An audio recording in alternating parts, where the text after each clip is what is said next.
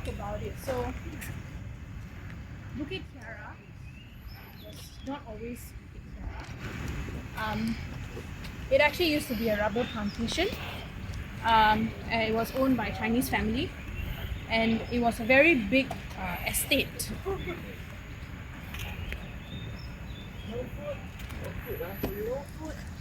Oh yeah. You can smile at them, right? Yeah, don't show your teeth and make sure you don't have any plastics. Because they're very smart. When they see plastic, they think food. Yeah, so that's Yeah. Especially the ones here in Bukit Kiara. Right. Yeah. So it used to be a rubber plantation, used to be a rubber estate. It was a very big land. It was about 1,500 acres. Oh wow. Yeah. And the government had to acquire the land. They bought the land from this family for about 50 million. And this was back in the 70s. And they had a few plans for what they wanted to do with that 1,500 acres. They wanted to build a cemetery, they wanted to build a mausoleum of sorts, and then they wanted some land for institutional purposes, so institutional buildings. Like admin buildings. Yeah. But what happened was that the cemetery got built, mausoleum didn't happen. A major chunk of the land actually was given or was sold to the developer, and there were some institutional buildings that were built, some public use buildings. Part of that land also included Pusat Sains Negara, National Science Centre, Intan, which is a government building. So there were some public use buildings and institutional buildings that were built, which was within the purview of how that land was to be used. So what was left after all that, minus, was about 400 acres of land, which is what we are in right now, which is this highlighted, which is this area, which is dotted. Right. So this land is not under Taman Persekutuan Bukit Kiara per se. So this land was just left, and then in 2007, the government gave the administrative duty or the role to Jabatan Landscape Negara, a national landscape department, and they have been the caretakers of this land since then. And because you see, rubber trees are not native to Malaysia, they're actually from Brazil. They were brought here by the British, and they were planted here because our climate is very similar to Brazil's climate, the tropical climate. So they did very well over here. And because of that, when it was no longer a rubber plantation, it was bought over, essentially what JLN did when they came into the role, and before that even FRIM, Forest Research Institute Malaysia, what they started doing was they came in here together with JLN and they started replanting. So they removed the rubber trees, because not only are they native, they are also invasive in a way. They are. Yeah, so they started removing these trees and started replanting our native species. So they have replanted to date around 36,000 trees. Oh wow. Yeah. What trees are those? All sorts of trees, Right. fruit trees, because they wanted to keep the animals here. They wanted, because of course, from the 70s, when the place was left alone, this land sort of regenerated itself, but it was at a slower pace. Right. You started having native fauna coming in, native flora started to grow, which attracted native fauna. So what JLN did was to make sure that the fauna stayed here and did not go out into TTBI area and all, was they planted fruit trees. So there are few areas with fruit trees, there are fig trees, and then there are trees of high value. So this is sort of an arboretum, a library of sorts of the trees that we have here. What year was it? Around 2007, Oh. Yeah. Not too long ago. Yeah, not too long ago. But before that also, FRIM started doing their replanting here. Yeah. So this area that you see, the dotted line, this is 400 acres. In 2020, there was partial gazettement of these 400 acres, and it was around 270 acres was partially gazetted. Sorry, what's gazetted? Meaning it cannot be developed. Oh, I see. It's Yeah. gazetted to be a federal park. Right. Under the DBKL plan. Not an DBKL plan. It's just gazetted as a federal park. Oh. But the thing is, in DB Kale's eyes, this is a Taman Lapang Awak. It's not really a forested reserve or anything. This is not a reserve. This is a gazetted park. In fact, it's a federal park. It's a Taman Persekutuan and it's the first federal park in Malaysia. So how it is managed, how it is run is sort of it's a first point for all the other federal parks to come. So JLN is building another federal park in Terengganu. So this is their model lah. How they manage this will be a model for that park. JLN is Jabatan Landscape Negara. National Landscape Department. Where's this park again? Sorry, where's the new one? Sorry? Where's the other park thing? In Terengganu, somewhere in Terengganu, yeah. Not sure where exactly, but it's somewhere there. So the area that was not gazetted actually includes the land that we are on right now. So it's this portion here that is not gazetted yet, because this land is on lease. It's on lease to a company, and that lease ends in 2027, which is in 2 years' time. Ooh, that's soon. So the government had stated that once the lease ends in 2027, they will not renew it, and they will give the land for full gazettement. So you have 400 acres of a fully gazetted federal park. The same Chinese company that No, own it's it. another one. It's Miasat. Oh. It's under Miasat. Because there were some plans long time ago that they wanted to build a satellite broadcast center here for some games that Malaysia hosted back in the day. Yeah. So this land is not gazetted. It's not under Bukit Kiara. So I don't know who this land belongs to. I know who that land belongs to. This land, we don't know what's going to happen here. So maybe it will be developed into condominiums. I don't know. We are not sure yet. But this land we do know. So where we are is over here, and you will see that there is a wall behind us, and there's a condo down the road, and there is another building at the back over here. So this is a water reservoir, and it's a water reservoir for the condo down the road for Jendela. So essentially, the land behind us actually belongs to a property developer. Okay. Which is that over there? No, we are over here. Oh, here. We are talking about this. This one, I don't know who owns the land. Oh, okay. So over here, this is where this water reservoir is, right? E1. Where we are, right below here. Okay. So this whole area belongs to property developer, and we have learned that they have plans to build condominiums. So where this water reservoir is, just think of condominiums coming up right next to it, Oh my. which is, I mean, that is already an eyesore. This is already an eyesore. So you imagine like rows of condominium blocks coming up. How much of an eyesore it is. Yeah. And We don't have the 300 meters So buffer. that's what FOBK wants now, because you see, this is the first federal park in Malaysia. There are actually no proper guidelines as to what entails a federal park. What is a federal park? We don't know, because it's the first of its kind, right? Does it have a buffer zone? Does it have, what is the protection status? We don't know.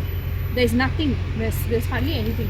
So now we want to sort of set some guidelines on the legal aspect so that we can protect the park. So that this sort of development cannot happen in the future. It's already happening now. We can't stop this because it's already built. But we can try to stop future development. Yeah, so this is a very brief history of Bukit. So what's likely gonna happen in 2 years? In 2 years, when the land lease is up, the government said that they will not renew it, Okay. and then they will give the land for full gazettement. So in 2 years, of course we don't know if that's going to be 100% promise, but we have to, push the government to do it. Get the on ground action, start from the root. Why don't you know who that land belongs to? I'm not sure who this land belongs to, but I think our president all knows who the land Oh. belongs to. Yeah, I'm just okay. not privy to it yet. I see. Yeah. So actually, when people look at Bukit Kiara, there's a whole land area, including north of the Penchala Link and just south of Penchala Link. This actually is just a portion of that. So if I were to go on Google Maps, let's see.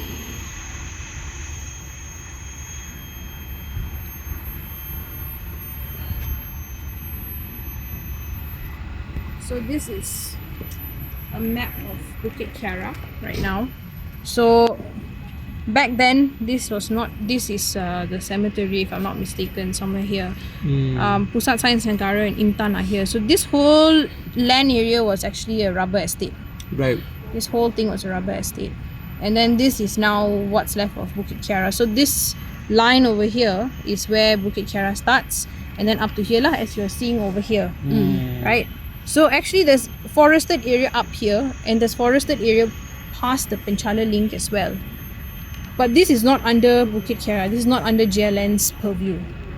So what happens to this land, we don't know. It's under it's Malay Land Reserve, if I'm not mistaken. Oh. So this land could also be developed in the future. So right now we want to sort of protect Bukit Kiara, around Bukit Kiara. 300 meters. We are thinking of that lah. Yeah. Should be done. Right? Yeah. Yeah, this is just how things are sometimes. Yeah. We do the best we can, Yeah. and then we try to push for the best possible outcome that we can get. Yeah. So let's continue. So today we are doing let me show you what we're doing. Today we're doing a nature walk, which is a very simple, slow. We're looking at flora, and if we find some fauna like the monkey that we saw now, those are long-tailed macaques. And so we are over here. We're going to walk a little bit up here, and then we are going to enter this trail. This is called Chunda, a small section, and it connects to a larger trail complex known as the 4K trail. So this is also 4K, this is also 4K. So they call this the 4K loop. So it's like a little loop you can actually cross over here as well. So we're entering in here, we're walking in here, and then we are going to come up here to the guardhouse, and then we're going to take the tarmac road all the way back down. Because there are things to see on the tarmac road as well. It's not just in Where is the trails. Keladi trail? Keladi trail? The one we did the other day. is over here. Oh. This is Keladi trail. Is it further? Is it Yeah, so if you were to come out here, we have to walk. go up? Yeah. How long does it take to do that trail? Depends on your speed. If Right, you're a yeah. fast walker, then maybe I'm not. maybe about 10 minutes. Okay. Oh yeah, that's Yeah. not bad. Right. Okay. Yeah. Okay. So. Also depends on how many animals or insects. Yeah, I know that's the thing. I always look at trees. Oh. So. Monkey. Oop. He may steal my phone. So yeah, these guys are highly intelligent. The weather today is just nice. I can see the sun, but like we got nice clouds, covers. Not dying. Yeah, it's not like scorching sun, When's rainy season in Kiara? Is it not now? Usually it's at the end of the year, and then sometime, not really mid-year. But our weather patterns have changed. Yeah, I know. The timing for the monsoon has gone a bit off. Yeah. But that's also happening all around the world anyways. It's happening where I'm from. And you are from... Bali. Oh, you're from Bali? Yeah. Yeah, did you not expect that? Wow. Do you go for nature hike in Bali? Oh, yeah, I do. So many. The crew is eating the camel pie. Oh, okay, yeah. It's camel. So you couldn't see it. I like that lady's hair. Oh my god. It's like green. So you can't see it. Yeah, it's like, oh, Yeah. No, there's a reason why. the monkeys are in the front.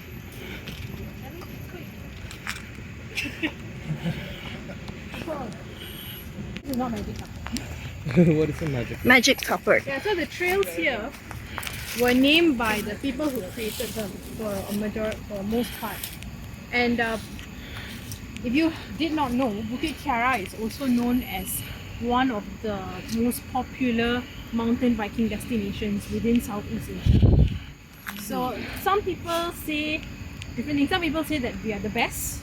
Bukit Kiara is the best in Southeast Asia. Some people say that Thailand is the best. Why is it good? It's a very world-renowned destination for mountain bikers. Meaning So the steep. The terrain is challenging, but it's also easy. It's a good terrain for mountain biking. Really? Yeah. Wow. Yeah, so it actually Bukit Kiara actually started off as a mountain biking destination. In fact, because we're near Mount Kiara, got a lot of expats live there. So they would come in during the weekends or during, after working hours. They would take their bikes around, they start making the trails and whatnot. Yeah, so certain trails were named by the mountain bikers. Yeah, so where the development is happening right now, part of it used to be a trail called the Office Trail. And the person who made that trail, he would come there after work every day to go and make the trail. This is the story I've heard lah. He would go there every day to go and cut and make the trail. So one day, his wife would always call him, "Where are you?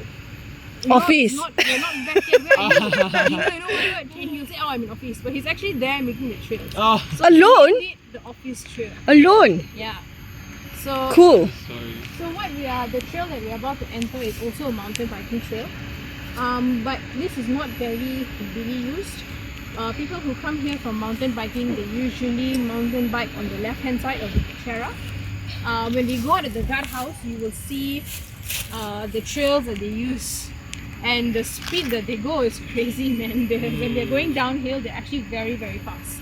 And sometimes if you're in the way, I don't know how they are able to go down with people hiking. It's so scary. I've seen them going down, it's scary, but they are the ones that do that. They're very well trained. They know what they're doing, and their bikes also are super good quality bikes. Mm.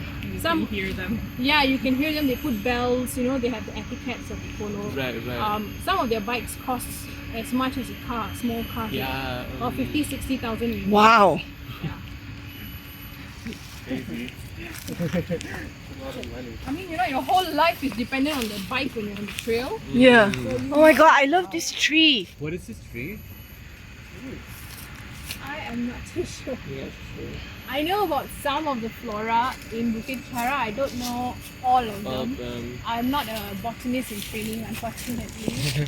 What do you do? Are you a? I have a background in Bachelor of Science. I majored in tropical environmental biology. So I do have a background in She's this. really good with snakes. Oh, you are. Yeah, the other day she showed us how she treadmills Oh. a snake.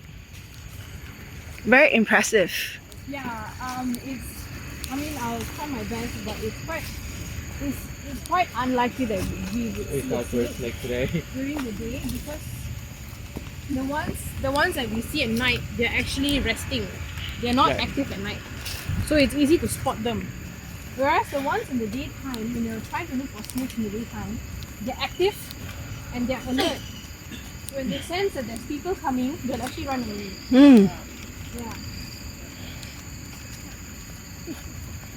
How do you make a trail? Do you just use a parang to remove Yeah. the plants, is it? Yeah. Oh. And then the mountain bikers, they have their own association. It's called Tracks, Trails and Associations of Kuala Lumpur and Selangor, and they actually maintain the biking trails that they use. They look after the trails, so they are very responsible. There's so many ferns. Sorry, There's a lot of ferns. worms. Ferns, yeah. Big ferns. These are ferns, Oh, right? ferns. Yeah, ferns. This looks poisonous. I'm not There sure. there is an invasive species of fern here. I mean, they're Oh, they're native. invasive. They are native, but they're not invasive. Sorry, they're native, but they sort of outgrow very, very fast. Sorry. Oh, I see. I've been taught many times how to differentiate and single out that fern, but for the life of me, cannot remember It's hard. what it looks like. Oh yeah, that's the first. Like this. Okay.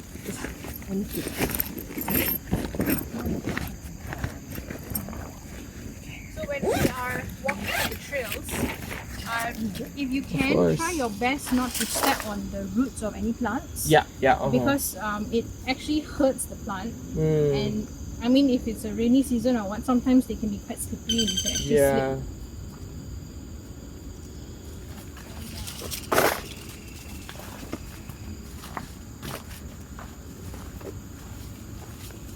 So over here you'll be able to see some mountain bike tracks. Mm.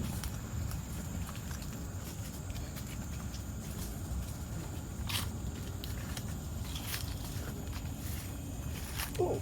So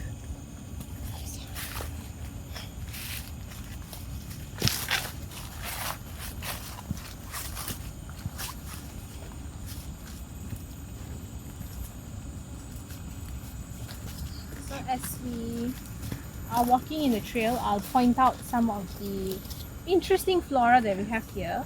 And one of them is this.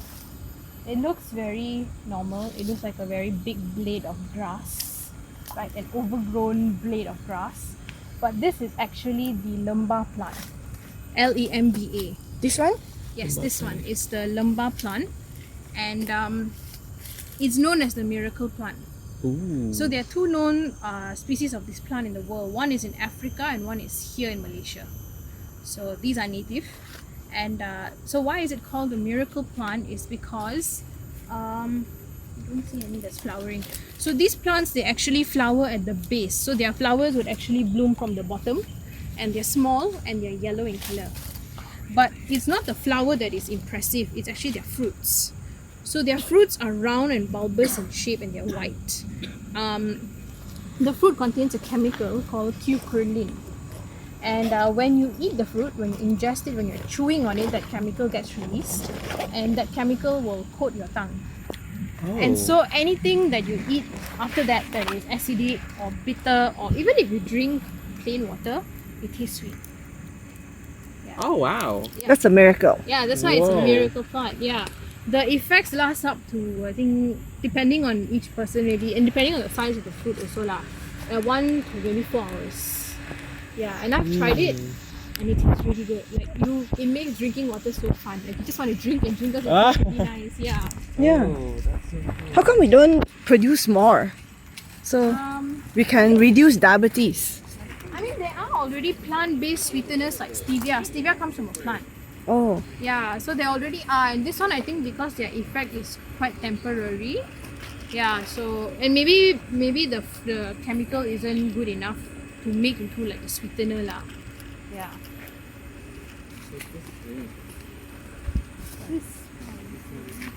Oh, Harleen, Yeah. there's a question was this tree. This one here, right? Yeah, I'm not too sure because it's already rotting. I don't see any leaves. I can't identify it without the leaves. Yeah, that's what I Actually, this one is quite dangerous lah. Because it's rotting, it can be. Yeah, it is. It can fall down. Maybe I need to take a location of this. Yeah, it is rotting.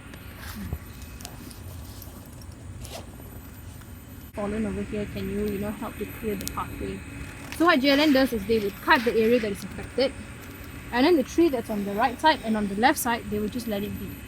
They don't bring the tree out because they want it to just naturally decompose. Yeah. Because the tree would provide nutrients back to the soil, and it's just the cycle lah. They just let the cycle keep going, so they just leave it in the natural state. Because in our natural forest, in the natural environment, trees are falling every other day. And there's no one going in to go and bring them out, right? They'll just be there, and then the cycle just continues. The decomposers will break down the tree, the nutrients go back to the soil, the whole process starts back again. So this is how they sort of operate. They're quite friendly I see. with their practices.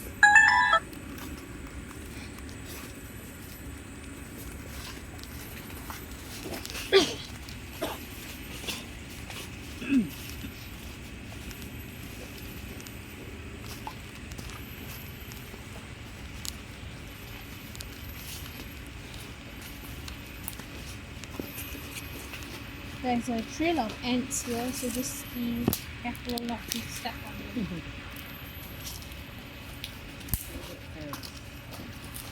Oh, the trail of ants. So Jing, so you look at this tree, do you recognize it? The one with all the branches. Yeah, which one? This one at the back here. So I just wanted to point it out to her and point it out to you guys. I won't talk about this now. I'll talk it later, just before we exit the guardhouse, because there is a tree, the same species of tree is there. But this is, just to give you guys a name, this is the sea hibiscus. Oh, Yeah. They change colors. So when we head out, there's another one that is, it looks much more presentable. There's not much growth around. You can actually see the intertwining branches way clearer. But yeah, you can see from here also, it's actually just a mess of all these branches. The leaves are big, so it can be used to wrap food, right? Not this one. No? Oh. No, not this one. I mean, it's not that big. It's still quite small.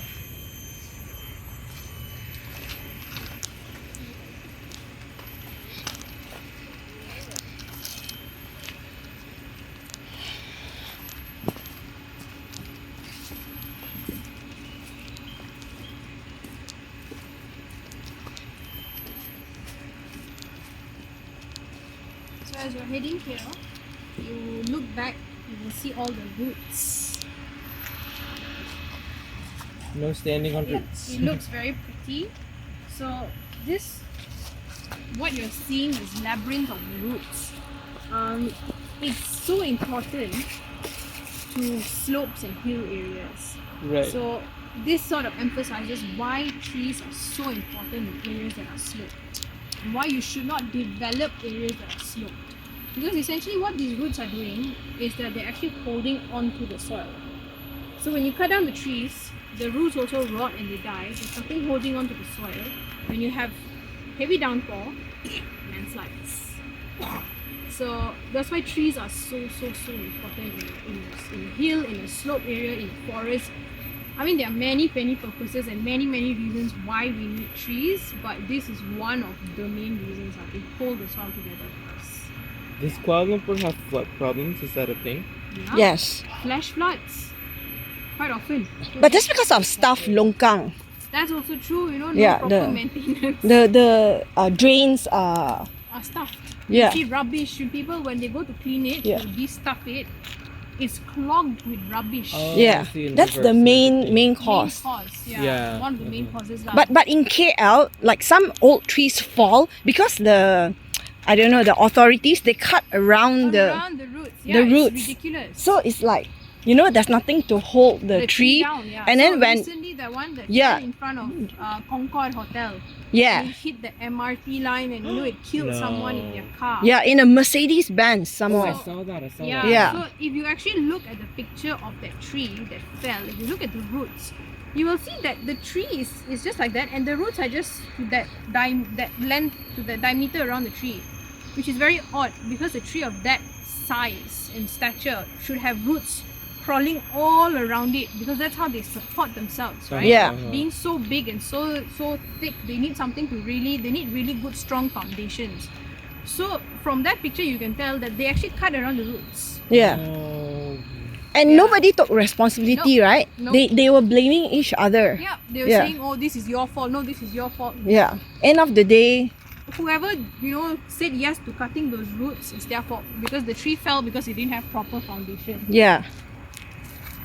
And do you notice during that period a lot of trees were falling? Yeah. Yeah, because of the heavy rain.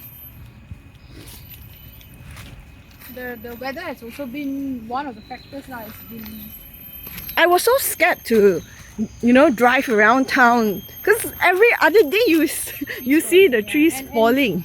and these are trees that have been there for many years. Yeah, Have persisted like from Decades. decades. Those trees are probably 50, 60 years Yeah. old.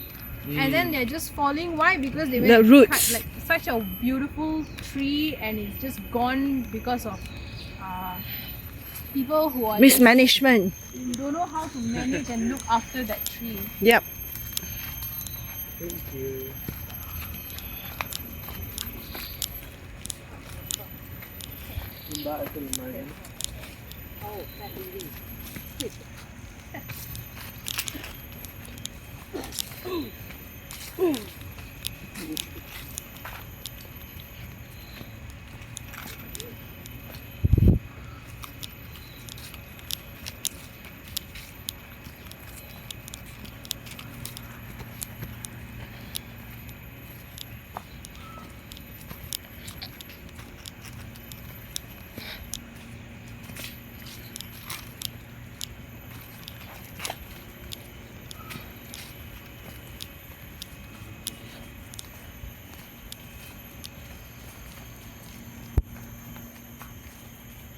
Ooh, what is this tree? So as you're walking here, you're going to notice on the ground that there are a lot of these huge leaves.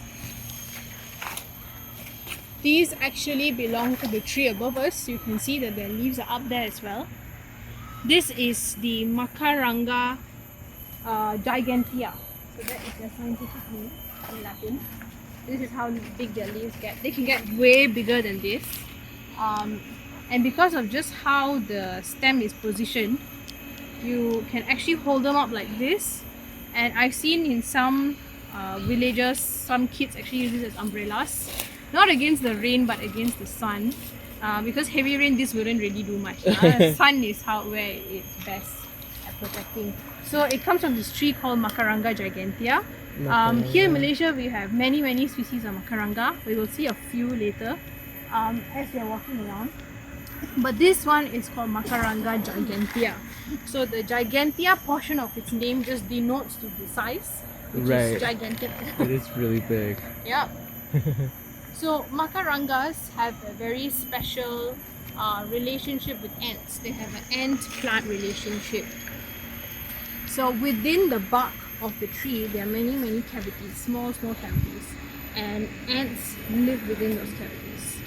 And so the tree provides the ants with a home, and in return, the ants will look after the tree against any pests. Any small animal, that tries to bore a hole or do something, the ants will protect the tree. So this is a very special relationship that Macarangas have with ants. And there is a species of Macaranga, I'm not sure which species, but it was quite a recent discovery, a find that there's one species of Macaranga that has evolved to produce a sap like nectar, a sap like nectar that is sweet, or maybe it attracts the ants. And once the ant ingests it, it actually changes their brain chemistry. Oh, really? And it makes the ant fully dependent on that sap. So Like a drug. it's like a drug. It sort of hardwires the ant to protect the tree even more. Because now if anything happens to the tree, not only does the ant lose its home, it loses its source of food. It can't go to another tree. Yeah, so that's how the tree, it's evolution lah, it's how it just goes along lah. Ecosystem. Yeah, it's how it is. The trees want to make sure that they are protected, so this is what they do lah. It's quite extreme lah if you think about it.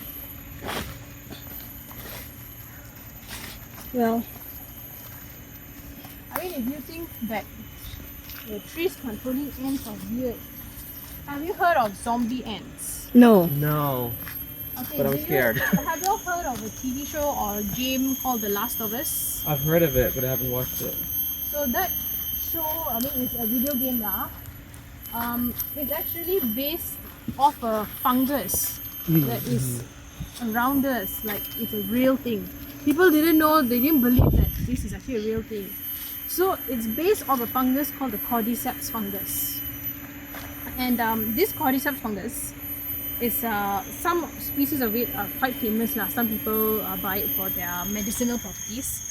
But the ones that we know of, what happens is their spores would land on an insect or an ant or any insect lah, and it actually goes to the brain and it makes the animal a zombie. Oh. Basically turns the insect into a zombie. It has no control over its body, over its limbs.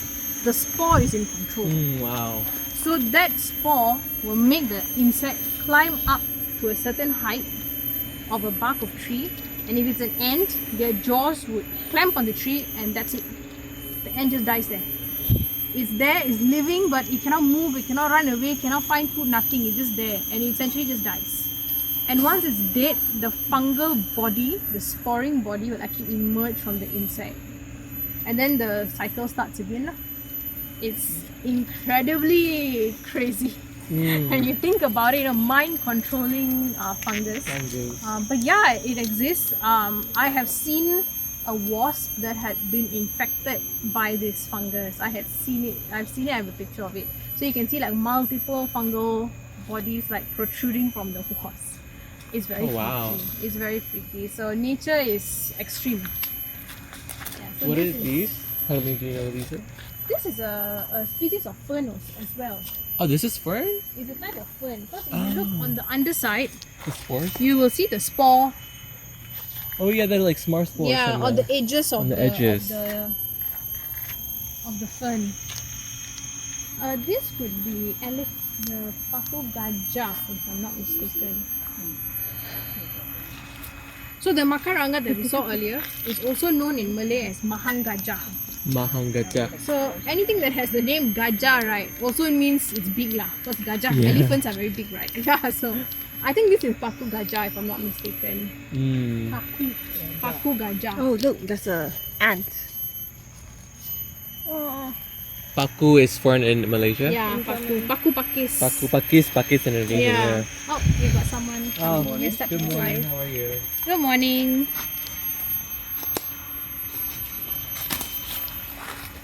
Yeah, so we're gonna go visit me.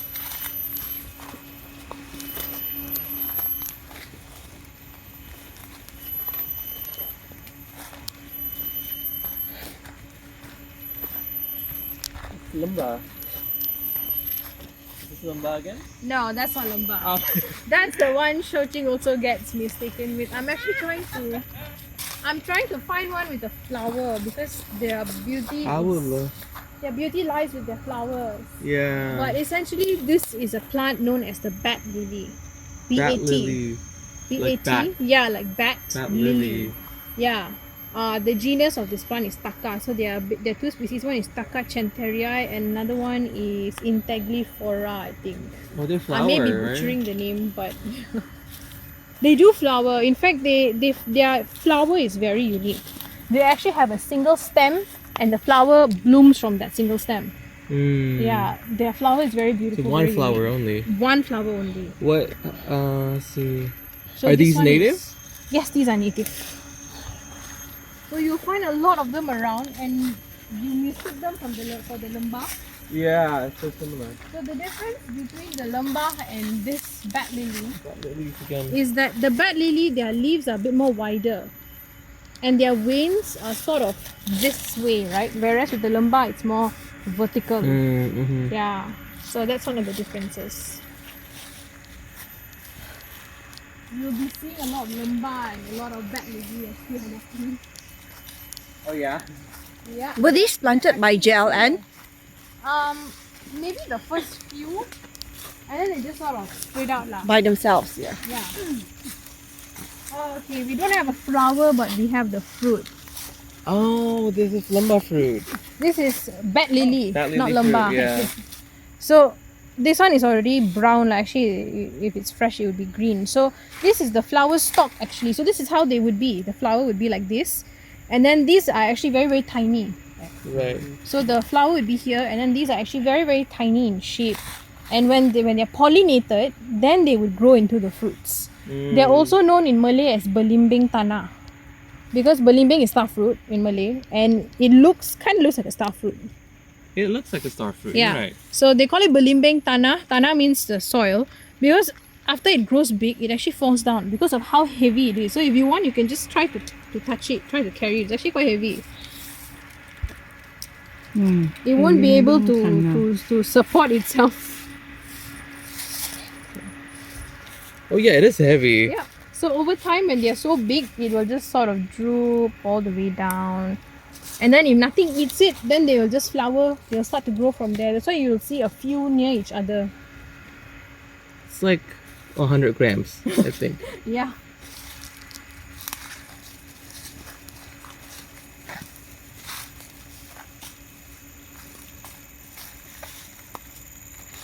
So these white bat lilies were replanted, or Most likely, yeah. most likely, or maybe they just came back. Maybe, yeah. With Maybe a birds bird, and bird everything, yeah, dropping or bird seed. animal dropping. Mm.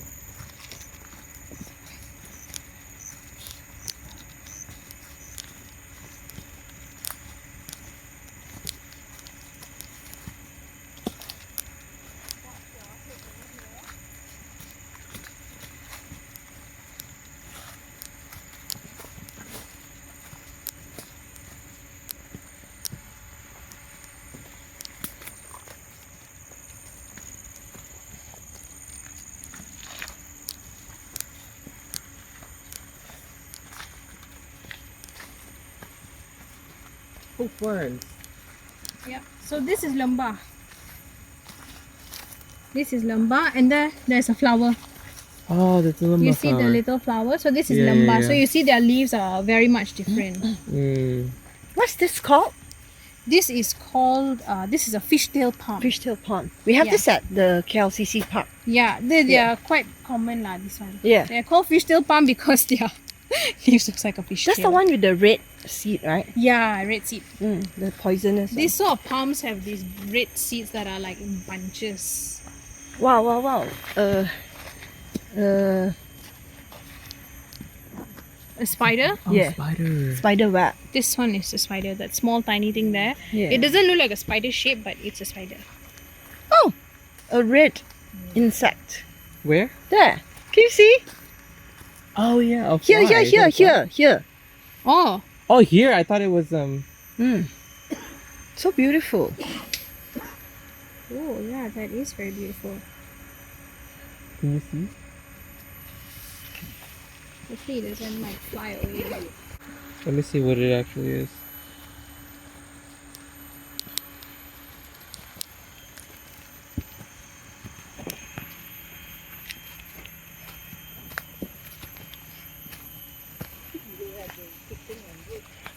I know. It's not on purpose. Not on purpose. I'll be more careful. So if you come here, you will see this little bush of plants. I want you to touch them. touch. Okay. This you can touch. I don't want to touch anything that you. It has. Feels very rough. Oh, very. Yeah, it's very rough. The texture very rough. So this is called the sandpaper plant. Sandpaper. Oh, that's a very nice one. I will show that here. Ah, this is very, very pretty. So I usually show this plant in front, but this one is so beautiful. I just want to show it here. This is called the tapak harimau, What is? Oh, okay. tiger's paw print. Because it kind of looks like a paw print, the paw pad, and these are like the Yeah. individual. There's a monkey up there. Macaques. Wait, are they macaques or are they the surili? You gotta be careful because sometimes they will urinate and you think it's like water droplet, but it's actually their urine. That's Yeah. funny. So what are these plants? So- Are they? So this is it's from this tree that is very thorny. If you Mhm. look at their stem, they do produce fruits, but their fruits are at the top. These are not matured yet. So this whole thing is a leaf. Right. This is one leaf. These That's are one leaf. individual leaflets. Oh, I Is it see. urinating at us? Where? No, I think it's just the leaves. Okay. Oh, these are not macaques. These Where are white-pied surili. Oh, you have to look at this. Whoa. Where they are? Oh, Up there. up there, yeah. These are white-pied surili. Ooh. White. They are the gymnasts of the forest. You can see that.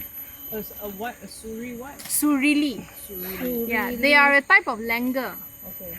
They won't come down and attack us, right? No. So these species are purely arboreal, meaning they only live at the treetops. They don't ever come down to the forest floor. Okay. So how do they get their source of water from their food? They eat leaves. Oh, Their I diet is see. leaves. Oh. So they only eat leaves. They don't come down to drink water or yeah. Okay. Because they're Very small. cool. Yeah. Actually they are bigger than the macaques. They are longer, slender body. Yeah. So back to this plant. This is the tiger's paw print. This whole thing is a leaf. This is a leaf. This whole thing is a leaf. These are individual leaflets. And there is a saying that you usually find odd numbered leaflets. If you find one that is even numbered, then you are lucky. So this one has 1, 2, 3, Like 4, the 5, 6, Irish, 7, 8, 9. Like the four-leaf four-leaf clover. clover. Yeah. So this is Yeah. like Malaysia's four-leaf clover. So this has 9.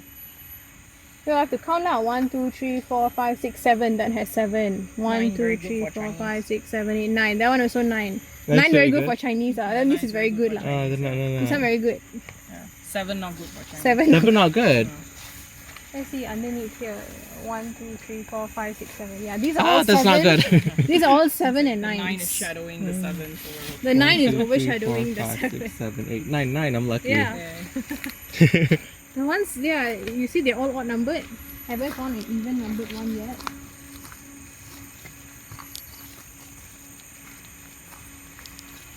Here, there's also one here. But this is all 5. All The, five. the smaller ones have fewer leaves, right? Yeah, fewer leaflets. There's another fern here. Couple of ferns. What are all these brown Wow. stuff on the fern? This Oh, part, look, no? that's another insect here. I'm not sure what these brown stuff are. It could be like a Another place insect, for you see? laying. That looks like I a see it. I cockroach. see it. Yeah. The white, Right on your white camera. and Kind of looks like a cockroach. oh, is it? From the side, it does lah. If you start Okay. to take out his wings, Is it cockroach? it looks like a cockroach. It looks like a cockroach.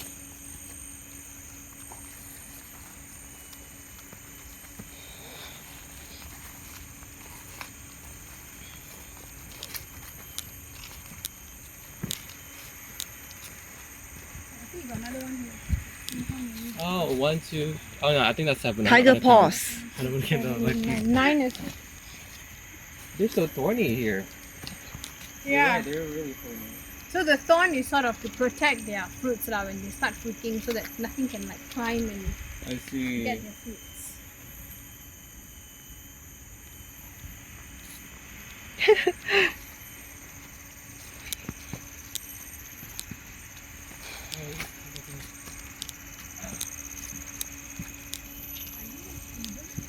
I am not.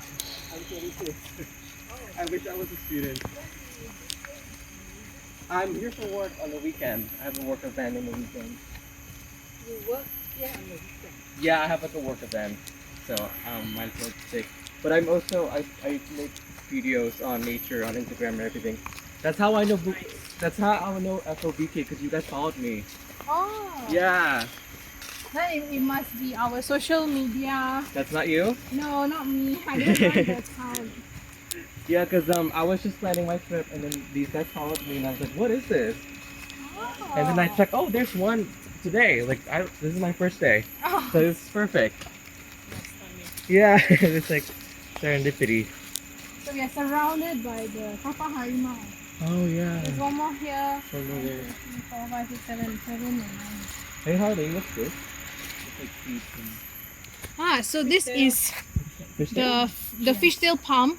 Oh. This one, the fruits have already dried out. So when they first fruit, they're actually very bright red. Mmm. They are eaten by... Birds. Birds? Yeah, birds.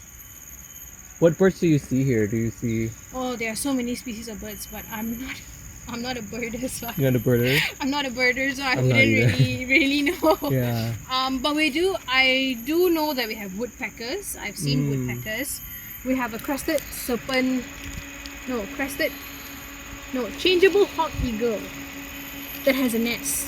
Oh, wow. Changeable? What do you mean changeable? Hawk eagle. I don't know why it's called changeable. That's just the name lah. There's a nest. It's trans-species. It's like a hawk and eagle. It's like today I'll be a hawk, tomorrow I'll be an eagle. So it's binary. It's interspecies. doesn't identify It's with either. interspecies, yeah. So there's a nest. And when we are going out, we'll be able to see the nest on the road, that's on the tarmac cool. road. Yeah. Yeah. So but they don't eat these lah. Of course, those are carnivores, they're predators. Yeah. So yeah, we have drongo, which is a type of bird that we have here. They're like blackbirds, but then they have extra tail feathers at the end of their tail feathers. They're very pretty.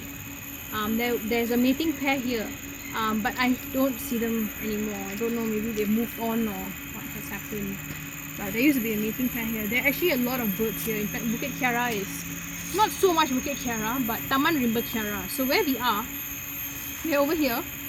Just down the road, you would have noticed when you were coming in, there were some long houses, wooden houses on the right. Behind those houses, there's actually another park. It's called Taman Rimba Kiara. Right. And you will notice that there are actually no signboards denoting to where that park is. Because I guess they don't want you to know that there's a park there. There was some controversy about it. They wanted to build a condo there. Oh. Yeah, so that land is under DBKL, which is City Hall. So this is under JLN, so different entities. So there were plans about, 6-7 years ago to build, 7-8 years ago to build a condo, like a high-rise luxury condo. Yeah. And so you see the people living in those wooden houses, they are the 3rd, 4th generation of the rubber tappers who used to work here in the estate. And they used to live within the estate. So when the government actually bought the land in the 70s, they had promised to provide them permanent housing. And today, they still don't have permanent housing. So we are also pushing for that. So there are a few things that FOBK are pushing for. One is a buffer zone around Bukit. I think that's very crucial. Another one is permanent housing for the people living there. I mean, they deserve it. They've been living there like this for how many years? Yeah. That's true. So behind that, there's another park, Taman Rimba Kiara. That's not really a forest. It's more of a park sort of landscape. It's also very heavily used by residents. I see. Hey, what's this tree? This, I'm not too sure. Not sure. No. Beautiful. It's a big tree. Yeah, it's a big tree.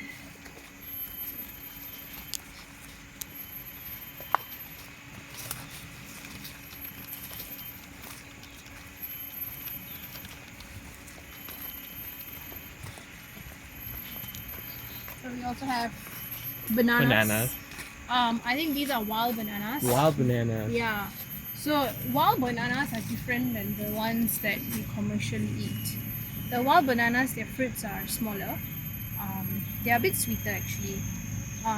But their seeds are bigger and hard. Yeah. So that's the difference. And they're more for animals, not for us. But I've tried the fruit. It's actually quite nice. But the whole tree is very useful in forests.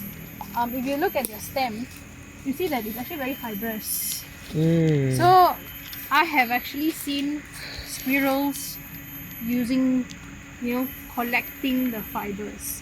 They take, put in their mouth, pack it up into a ball, and then they bring it to build the nest. This is what they use. And the flowers, all sorts of things drink the nectar. You have the squirrels themselves who eat the flowers, or rather drink the nectar then throw the flower down. And then you have birds. So in Malaysia we don't have hummingbirds. Hummingbirds exist in the Americas. In Malaysia, those small birds that fly, that looks like hummingbirds, they're actually called sunbirds. Oh yeah, So sunbird. they are like Malaysia's version of the hummingbird. So those guys drink their nectar. And then you also have bats that actually drink the nectar of the banana tree. Fruit flowers. bats. Yes, fruit bats. So it's a very multi-purpose plant. And now humans have also used the fiber to make shirts. You can use, these are all environmental friendly methods. Better than polyester.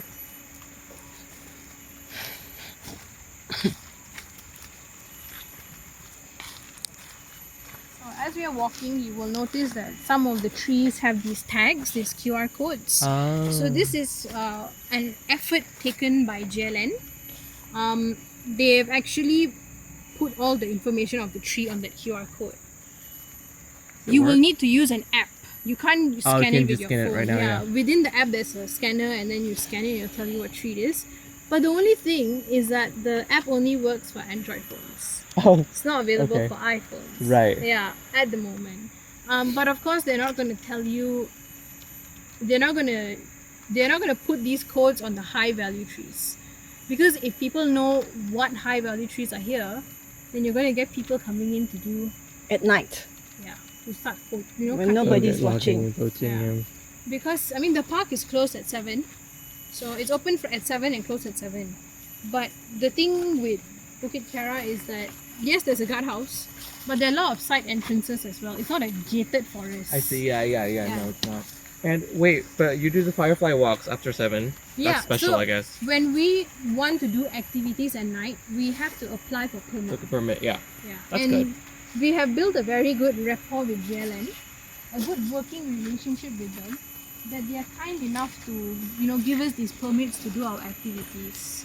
Oh, look. Valleys are cute. There is a little baby Tapa Harimau that's coming Oh, out. the little baby. How many? This one 1, 2, 3, 4, 5, 6, 7, 8, 9. 1, 2, Lucky. 3, 4, 5, 6, 7, 8, 9. 9, Oh. 9. Oh, So- you're lucky and lucky again. It doesn't mean if it's small there'll be less. It depends on the plant, on the individual plant. Some plants have 3 leaves, some plants have 5 leaflet. Oh, Yeah. okay. So it's usually in this sort of combination of odd numbered leaves. Also, it's not like it when it's small, it has less, then it grows more. Then here you see it has 5. 1, 2, 3, 4, Oh, 5. so it's like that, like Yeah, born it's like that. Yeah, it's born like that. Oh, look, this one has 4. It's actually lost one. Last one. Last one. Yeah, this one also a lost one. Yeah. Lost a soldier there.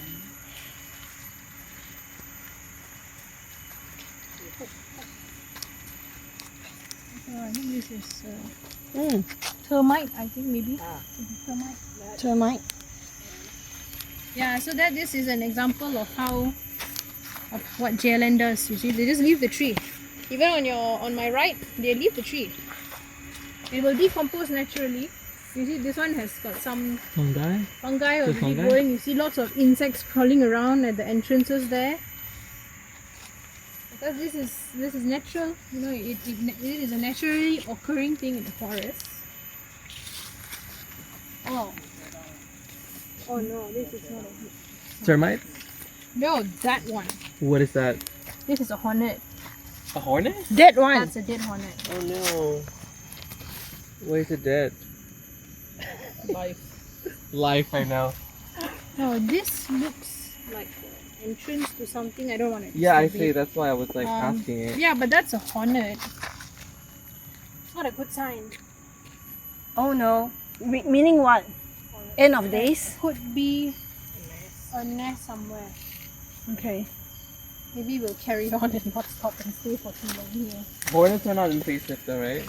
No, but they are not very friendly. I see. So this is actually from this tree. Oh, it's a huge tree. So if you look at the bark, maybe you might be able to identify what tree this is. Rubber. Knowing the history of Bukit Kiara. Rubber. Correct. Hevia brasiliensis. Yes, this is a rubber tree. And this is actually from the top of the leaves. So this one, I think maybe a monkey must have messed with it and it fell down. Also, it has been So cut this is for the sap before. This is the rubber tree from back in the days when it used to be an estate. So this has not been removed by JLN. Maybe because it's on a slope, it's probably It's on holding a the slope, soil. So they haven't removed it yet. But yeah, so one characteristic of rubber trees is that they always leave in pattern of tree leaves. It's always in a pattern of tree. This one maybe lost its leaf already, but it's always in a pattern of tree leaves. Oh my, nature likes odd numbers. Nature also likes patterns. You will notice a lot of repetitive patterns. But if you mess with nature, they will get even. Yeah. Oh yeah, that's a nice line. That's a very nice line. Whoa, look at this. How about all these leaves? Are they also odd? This is a spider. That's a spider. And I think it's a jumping spider, Salicidae. Family of jumping spider. This is really cute. Are all these leaves odd number also? Which one? This Like is a all- fern. Fern are not really, they don't really have a Pattern. pattern or a number, they just grow. They're so sporadic, right? Yeah, that's nice. This guy's got something, I don't know what it is, like some sort of fly or something. But it's got a nice meal there. It looks like a small dragonfly, no?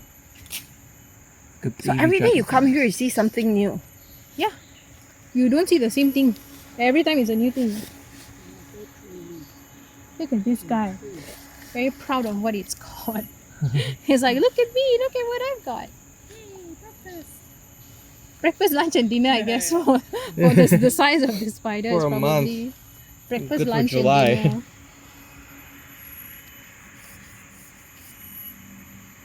So you can see their eyes. It's over there. Ooh, Wow. that's a really good lens. Not jealous. Wow.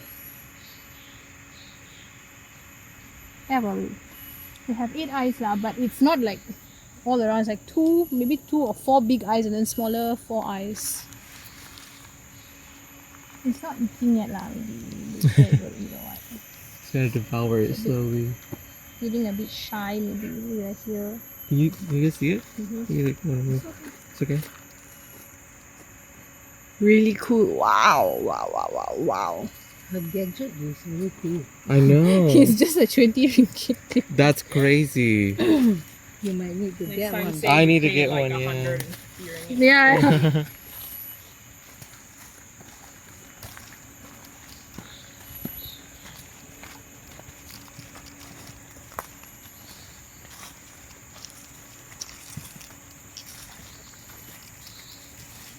I just want to step here because there are leaves. Bird. Bird. These are common birds though, right? I didn't manage to You managed to see it.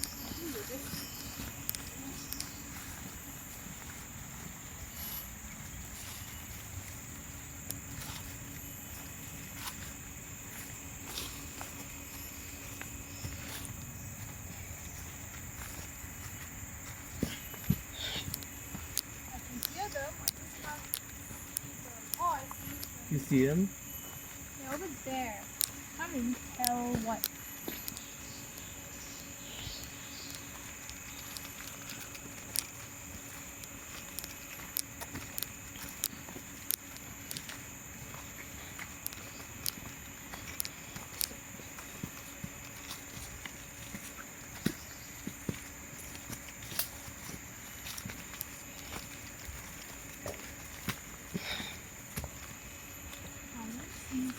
I love the smell of plants.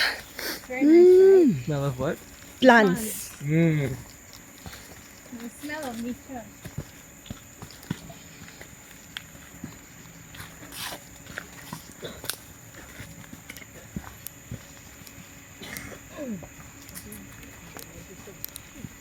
So if you look at the bark of the tree, you'll notice some of them have these green, whitish patches. Like that one, that tree you see is got like some green and white patches. Oh, actually, there's a tree behind here I wanted to show. Over here. Behind. Oh, whoa, what is that? This is a fig tree. Oh, ooh, what is it? And So these, big. Yeah, and these are all the figs. These are figs. So these are the fruits. But then the question is, where's the flower? So, believe it or not, the flower is actually inside the fig. Whoa. Figs have inverted flowers. So their flowers are inside. So how do they actually pollinate their flowers if they're inside?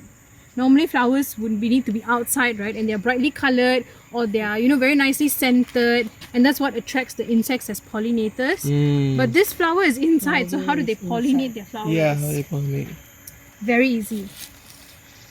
They are pollinated by a wasp. Oh, I see. The one we saw just now. No, that's a hornet. That's huge. Oh. That hornet was probably bigger than the fig. So you notice over here, there's actually a very tiny entry. It's very a tiny little hole there, tiny entry point. So there is a wasp that is small enough to fit into that little tiny hole, and they are pollinated by a female wasp. And each fig tree has its own species of female wasp. Each fig has its own species, so because there are different species of fig trees. So the female wasp will push herself into this tiny hole to fit Whoa. inside.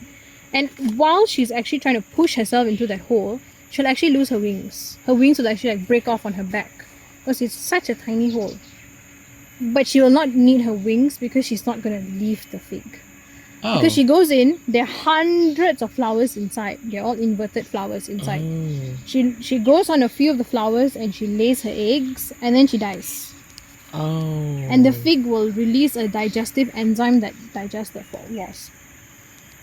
So when the eggs hatch, the females will be walking around all the flowers, and they'll be carrying the pollen. And then when they come out and mate with other males, then the cycle starts again. The female will go into another fig, she'll lay an egg, she'll die, and then the pollen will go into that flower and pollinate that flower. So that's sort of how they do their work. So it's a symbiotic relationship. The figs need the wasp for pollination. The wasp needs the fig to lay their eggs. Is that the wasp? Oh, that's an ant. That's an ant. The wasps are actually quite small. I actually have a video on my phone. We opened one of the figs and all the baby figs. All the baby wasps came out. Oh, wow, right. Yeah. So Does this one have a wasp inside?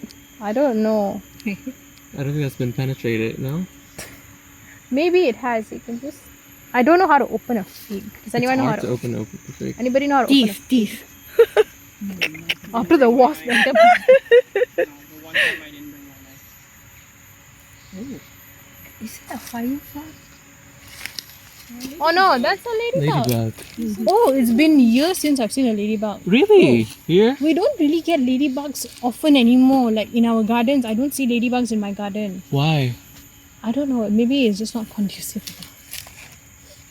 I live in a condominium, so like I can't plant my own things. Which is so sad. Are you staying nearby? No, I live near the Subang airport. Ayo, you have to drive all the I live way in here. Ara Damansara. But actually it's not far. How far is it? It's just the gym. Oh. Oh, this one doesn't have any wasps inside. No baby wasp. No baby wasps. So pretty cool. But yeah, those are all the flowers actually. So inside. tiny. Yeah. It's tiny. So they are the wasps that come out are actually very small. Let me find the video of the wasps. Tiny, tiny, tiny. Oh, there we go. Okay, so this is the fig. Oh my Wow. god. Oh, wow. Look at that. All the baby wasps. Wow. And they're all inside the fig. Pretty crazy, huh? Yeah. How nature is like wasp and a fig teaming up to ensure that there's survival of their species. Can make a National Geographic movie here. Oh yeah. Are figs vegan then? Knowing. I don't. So I mean, many the fact that they will digest the female wasp when she dies, kinda already. Vegan. But then the wasp is already digested by the time the babies come out and leave.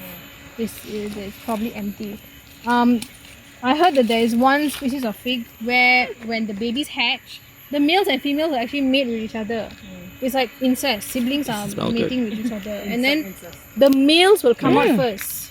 The males got no wings. The males will come out to sacrifice themselves. So if any animal is waiting to eat them, the males will die off first.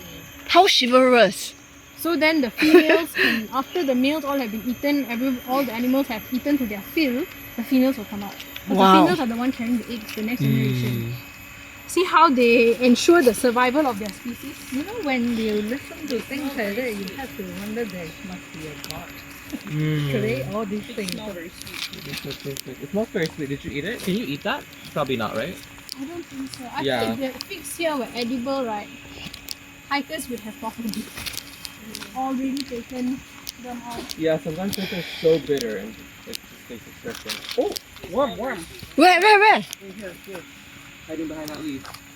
Underneath the leaf. Underneath the leaf, yeah. What color worm? I'm not sure. I saw maybe brown? Oh, where's it? Underneath that leaf. This leaf. That leaf. Oh, this This leaf. one, yeah. Oh, that's an earthworm. Oh, that's an earthworm. This, Common one. this is a friend. So we do have snakes that are that size and they look like that. Those are called reed snakes.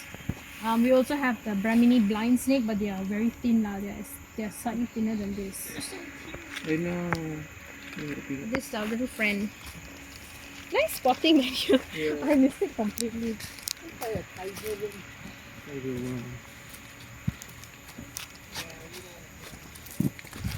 So when you said worm, the first thing was like, oh, snake. My mind went to snake because you don't really see. You don't really see. I earthworms. see. You don't see earthworms unless it's like rainfall, Mhm. and then they come out after it rains.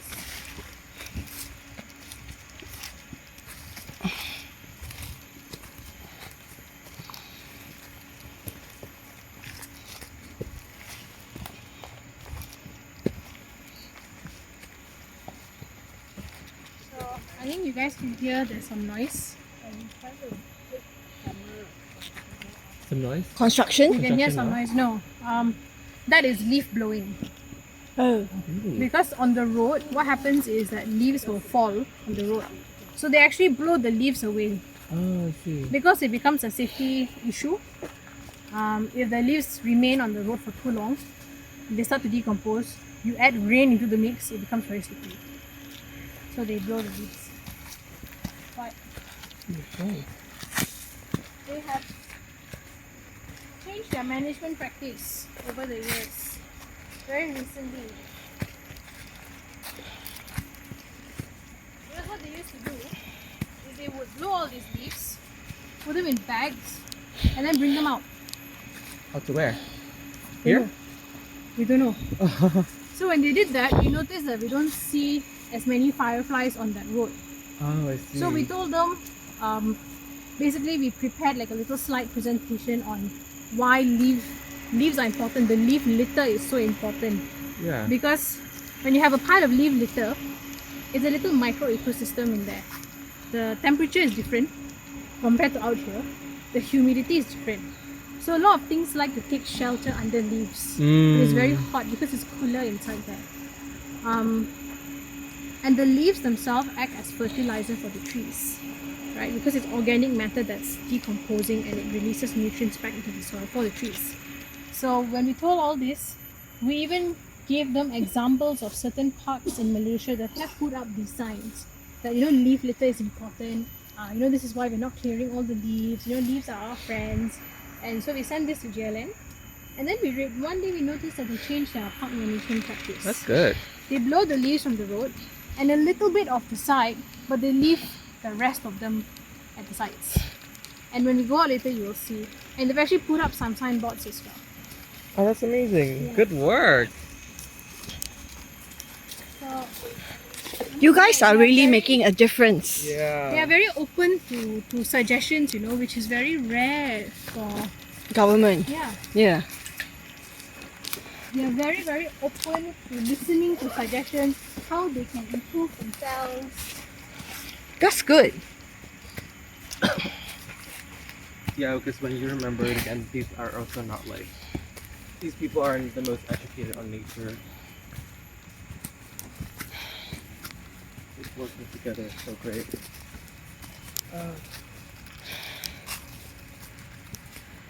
This is also another fig tree. But no fruits? What? You see? Oh, this one. Oh, wow. This Are they one. different from the... Yeah, different species of fig. This one, the stem is a bit thicker, you see, compared to just now. What do you mean by high value trees like mahogany? Is it The wood is very, very high value lah. like mahogany, Yeah, like chenal, Merbau, jati, sort of trees. balau? Yeah. It's just that they don't want people to know what trees they have, Oh, so they won't really put out the... KLCC Park, they will label the mahogany and Look at the high-end trees. Look at the size of this. That's the one you showed us just Yeah. now. Really? Makaranga. So this is Makaranga. a big one. So there you go. Like perfect as a little umbrella, you see. Makaranga Gigantea. gigantea. It is very, very pretty. And then over here, you will notice this plant. Does the pattern remind you of anything? Like army? Like camouflage? Yeah. So this is called the army fatigue plant. Oh. It's also quite common it's also quite popular as a house plant Oh. because of their variegated pattern. Variegated Yeah, veins. it's variegated. You see the colors is not whole green. It's like green with a bit of light green. There's a bit of dark green. This is what we call variegation.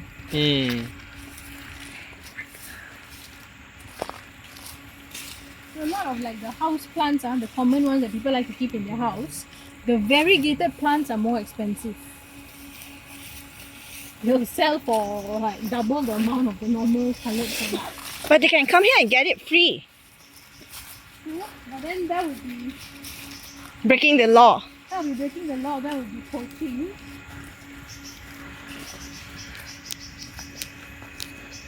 Oh, they grow really...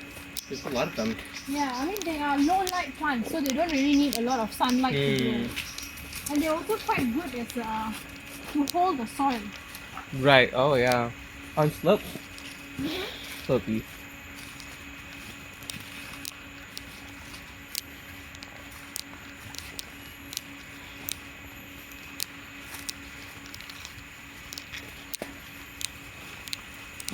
Hold on, that is a... Is that a lumba or like cattail? No. This is lamba. Lumba, oh, it's lumba. Yeah, so this is lamba. Oh. Do we The have one- the fruit? No. The sweet taste one. The fruit, yeah, the fruit you sometimes have to dig to find them Stick to find because them. they wouldn't be available up in this just for anyone to take. They also want to protect their assets. Yeah. Do they grow fast? Yeah, quite fast. Why don't people use them as delicacy more? Is it just it's not good to? I think it's just not widely publicized. It's not what? Sorry. Maybe it's not widely publicized. I see. Yeah. But I also read that someone told me, and I read that the fruits can also be a laxative. Oh, I see. When I tried it, I didn't even have an effect. But maybe for certain individuals, it might have an effect. It's not researched yet. This is another fig tree. Oh, So you wow. see all those parts that looks like it could be an injury on the tree. Yeah, what are those? Those are actually the nodes where the figs actually protrude from. They grow from there. And you will see that they're also all over here. So the figs actually fruit and flower throughout their stem. But how come this one has such a big buttress? So this is a different type of fig. Oh, It's a different species of fig. I think this is the yellow stemmed fig, if I'm not mistaken. fig means ficus, right? Yes, yeah. fig. It's not so sweet. Is it the fig? I don't think so. The figs It's not are really sweet. Almost like very candy. tiny figs here. So these ones are quite small. Their figs are small compared to the one just now we saw. It's a bit bigger, right? And these are very green. Oh look, more fruits down here. So figs are native to Malaysia. Oh yes, yes they are. So there's white stuff on the floor. That's just paper. Paper. Left by hashes. Hashes. So hash is a group of people that does running. They do trail running, and they leave these sort of papers as markers for the people at the back of the group. So some hash are quite responsible. They actually pick up. There's one sweeper to pick up all the paper trails. Some of them are not so responsible. They sort of just leave the paper there. They think that it's biodegradable. It will just degrade. It's a bit of an eyesore when you go hiking. You suddenly see paper, like it's very weird. And then these ones, they've actually put shredded paper. So you can't really, it's difficult to pick up. Should we pick it up or? We just leave it, Leave it? because Okay. it's already, it will degrade naturally. Yeah. Oh look, What creepers. are these? So Yeah. nice. Yes.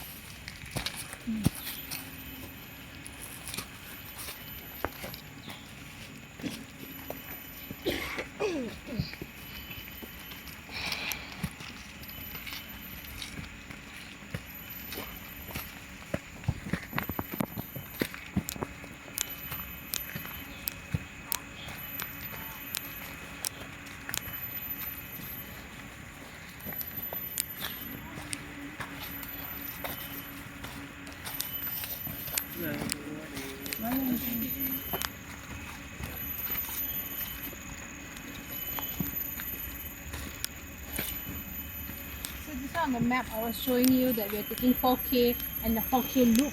Yeah. So this is the other part, the other trail. Yeah. Right. There was a hornet's nest spotted somewhere down there. So we'll be looking at it.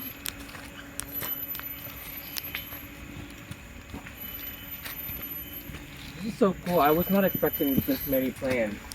Actually, there's so many more. It's just that I myself don't even know the plants. I would need to have a botanist bring me around. Have you been on the Taman Tugu tour? I've not been on a. Do they have guided tours? Yes, they do. No, I've not been on a guided tour.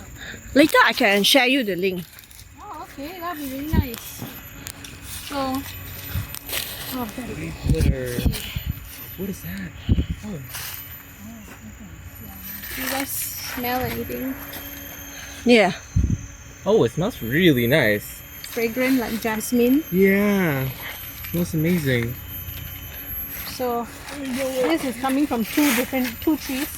There's one here, and then one more here. They're the same type of tree. What are these?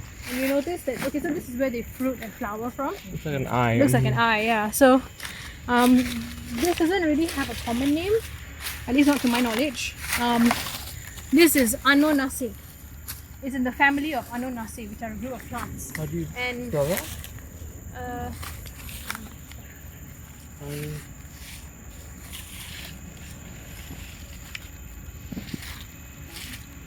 Monkey? Maybe it's like this. I'm So- gonna say. Within the group, there is soursop.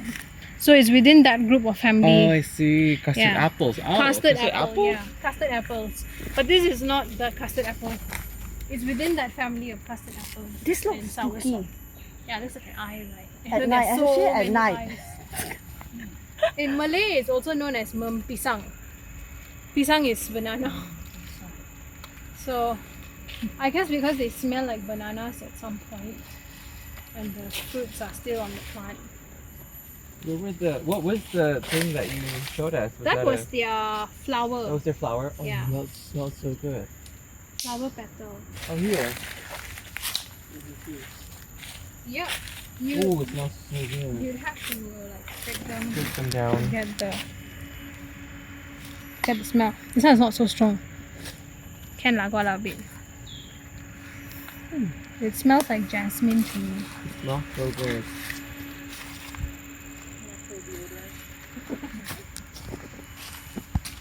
It's not edible, is it? I don't think it's edible.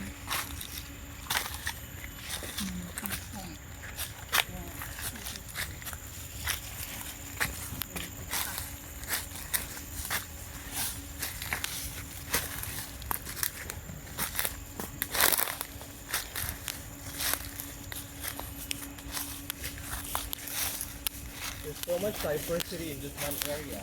So cool. Yeah, so for 400 acres, Bukit Kiara actually hosts. Bukit Kiara is actually very biologically diverse. If we just look at number of species in terms of fireflies, because we know that, so far there have been a record of 9 species of fireflies, which is incredible because when people think of fireflies, people think of Kuala Selangor, which is very famous. You go on the boat ride in the mangroves, and those fireflies will light up the trees. But that's yellow light. That's a different species of firefly. So Kuala Selangor has a type of firefly called congregating firefly. So they all come together on the trees. Whereas all the fireflies here are actually solitary fireflies. So at once you probably see like maybe 2, 3 flying around. You don't see hundreds of them on a tree. Yeah. Is it because there's not enough water? No, it's not that. It's just that the species complex is different. I see. The ones there are reliant on the mangroves. They need to live in the mangroves. They can only live in the mangroves. The ones here are different. They can live in the forest. They can live in urban settings. Yeah. So Bukit Kiara actually has more firefly species than Kuala Selangor. Kuala Selangor only has 4. We have 9. And we just discovered the 9th one this year Oh, wow. in January. And it's a species that has not been seen for 100 years. Oh. So it's being seen after 100 years, which is like a huge deal. Did they think it was extinct or? Not extinct, it's just that it's just been lost. Lost, No yeah, one yeah, has yeah, seen yeah. it. And now it's seen after 100 years, which is incredibly cool. So, you know, who knows? Maybe there's 9. Now there's 9. Maybe there's 10, 11, 12. It's just that we haven't discovered them.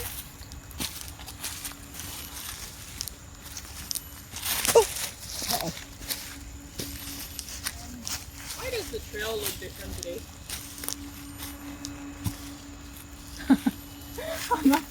Do you follow the same route all the time? Yeah. So this Oh, what is that? Oh. is the rubber seed pod. So like So you see it comes in 3. Very seldom you would see they actually also come in 4. So also like 4-leaf clover and that 4-leaf rubber seed pod.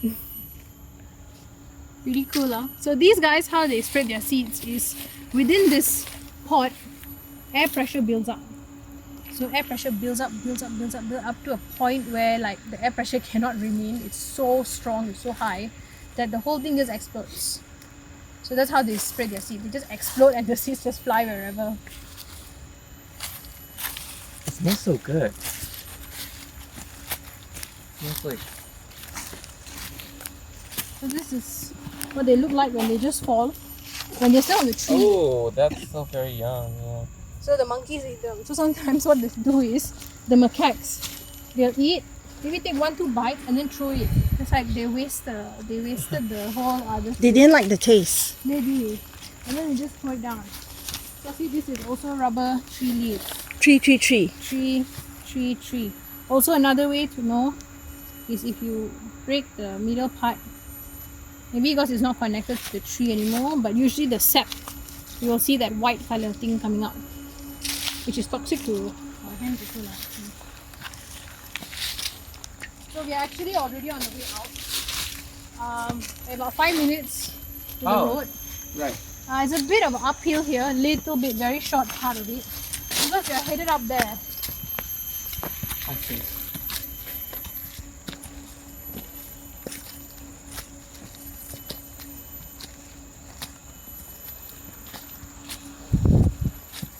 So over here you will see all this wood that is basically being stripped. Stripped by what? It's being decomposed lah. Oh, Yeah. So this natural is stripping. natural process.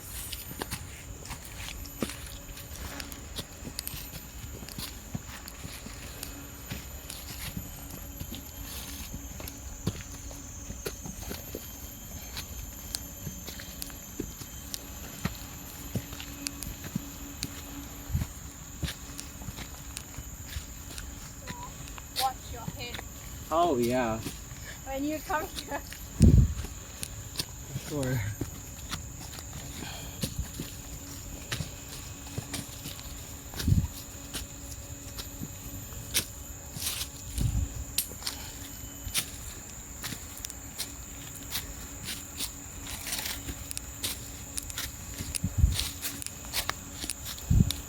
So we are here with this plant, which looks like a vine. This is called tetrastigma. I really have no idea how they're able to climb up all the way up there. Really no idea. But this is the main plant. You can see the roots. It seems like a very normal, boring plant, but this plant is very special because this is one of the host plants to Rafflesia. So Rafflesias are actually parasites. Right. The big red one. They're actually parasitic. They don't grow from a seed on the ground. They're actually spores. They fly in the wind, they attach themselves to the plant, their roots grow, and then they take the nutrients from the plant. So they will grow from the plant. So that's why sometimes you will see Rafflesia are growing very high up on the tree bark, just randomly in the middle of the tree got Rafflesia there.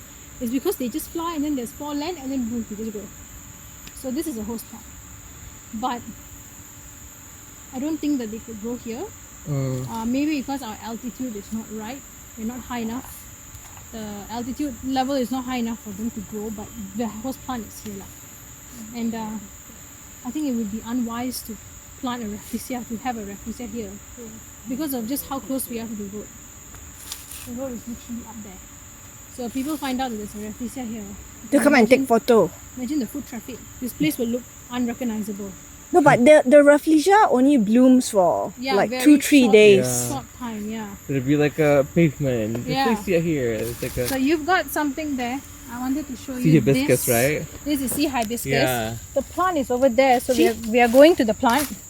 Mm, We'll so make our way pretty. to the plant.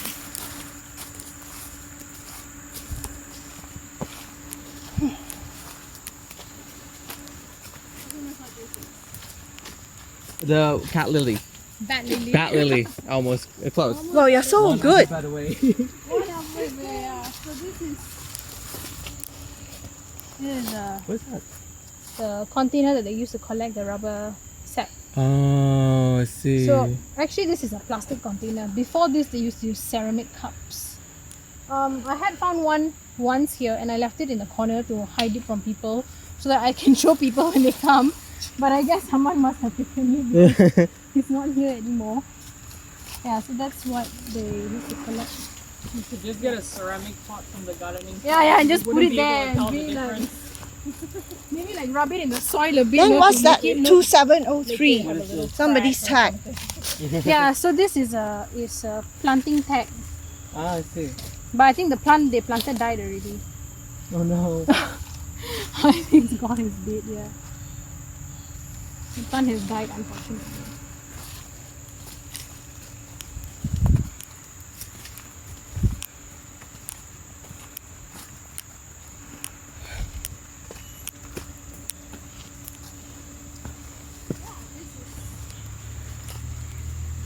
This whole entanglement is the sea hibiscus, and this is their leaf. Their leaf is in a heart shape, which is very pretty. Yeah, And then their flowers are so beautiful as well. They're yellow when they start blooming, and then they yes. change to Turn to that. this. It's so beautiful. So we've got the hibiscus part of it, but why sea hibiscus? So these plants are usually found in coastal areas. Yeah, Mangrove areas, Mhm. right? In coastal. so But many they in Bali. can grow in forests. They are adapted to live in brackish water, Mm. high concentration of salt, but they can grow in the forest. There are many uses. The bark itself, it's fibrous, so fishermen would use it to make nets. And hammocks as well, I've read. And then they would tie their boats to these plants because they're so sturdy and they're there. They tie their boats to this plant, and of course, the plant is a natural barrier against waves. They break the waves. Same thing with the mangroves. That's why mangroves are so important. Yeah. They help to break the waves so that the effect, the erosion, it doesn't cause too much erosion. Yeah, and here, one of the other uses of this plant is that some days, in the morning around this time, you would see the macaques. The babies, the young ones, they'd actually be playing around here. This is like their jungle gym. Really? Yeah. This is like how they learn how to navigate the forest. I've actually seen them like running around trying to jump, and then when they fall down, because it's also interconnected, right? Right. It's like it breaks their fall. What in the morning? You said Yeah, usually in the mornings around 9, like this time. like this time. Yeah. Today they are down there, I think, because got food all there, right? We saw them there. Everyone's eating there. But yeah, sometimes during the day you see them here. I've also seen the langurs here, the surili. I've seen them here as Oh, well. the treetop ones. Yeah, the treetop ones. The babies? The Or? adults and babies, Adults they'll and just be babies. hanging around here. No way. Yeah. We have this plant at KLCC Park. Oh. Do you know KLCC Park was designed by Roberto Burle Marx? Have you heard his name before? Yeah, yeah, Yeah, he's famous, right? yeah. Do you want to go on a guided tour?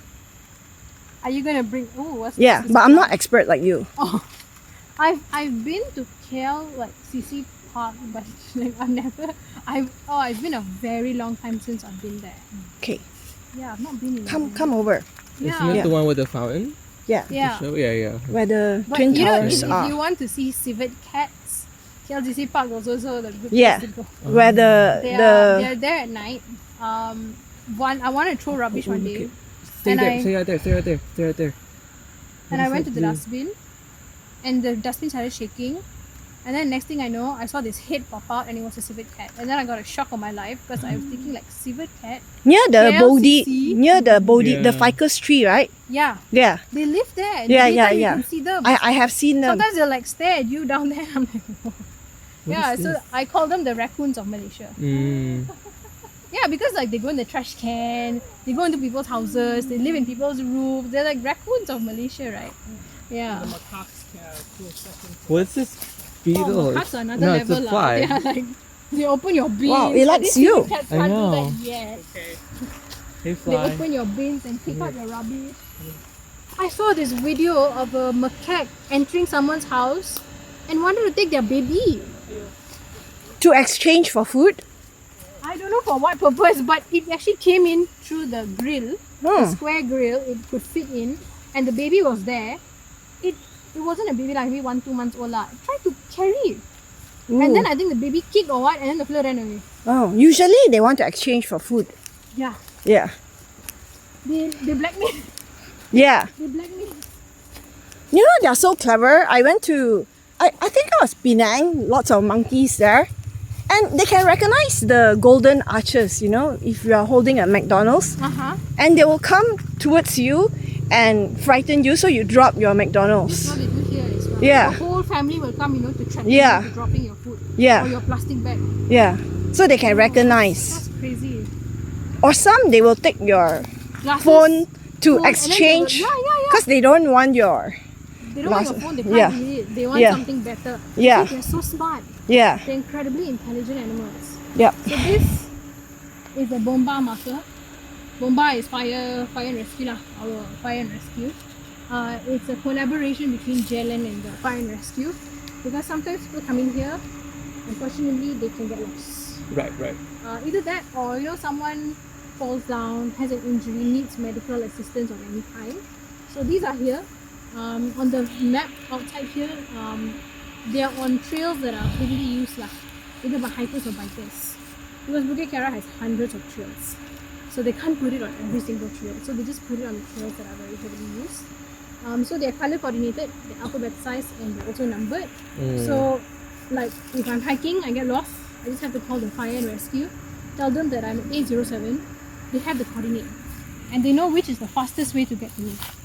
And because there is the roads, the tarmac roads, The fire. yeah. Yeah. Because of the tarmac roads, they can easily drive up and get to me faster as compared to if let's say they have to hike in the forest to get to me, right? Yeah, so Is there like a first aid kit inside? no, there's no first aid kit, nothing. I think if there was, right, people would have. Taken. Taking it. No. Unfortunately, I think some people just don't have proper etiquette.